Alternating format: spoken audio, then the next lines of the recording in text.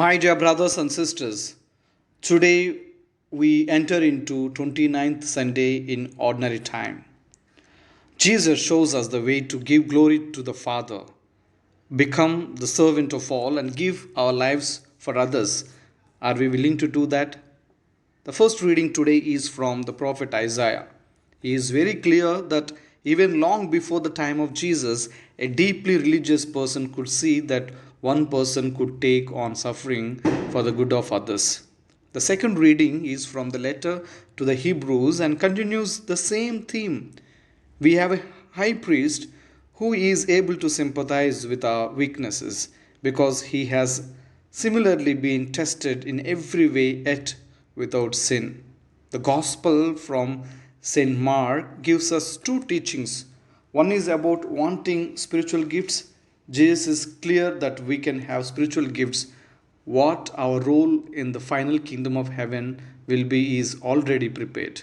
Our role is to do the Father's will in this life and to trust in Him wholeheartedly. And also, the Gospel takes us to become more like servant. And the readings invite us that the first part of this passage, as I said, is a dialogue between the two sons of Zebedee, who are James and John, and Jesus, in which the former manifests their failure to comprehend the mystery of the cross. The Dead Sea Scrolls provide some important background for this passage. The Jewish community at Qumran was highly structured. Members of the priestly class from which they hoped the Messiah would come stood at the head, followed by the heads of the congregation's clans and others.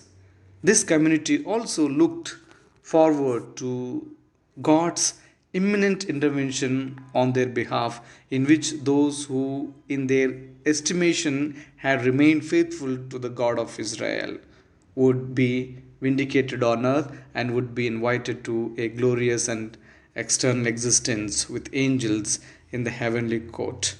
My friends, according to Jesus, the true greatness involves the service of others.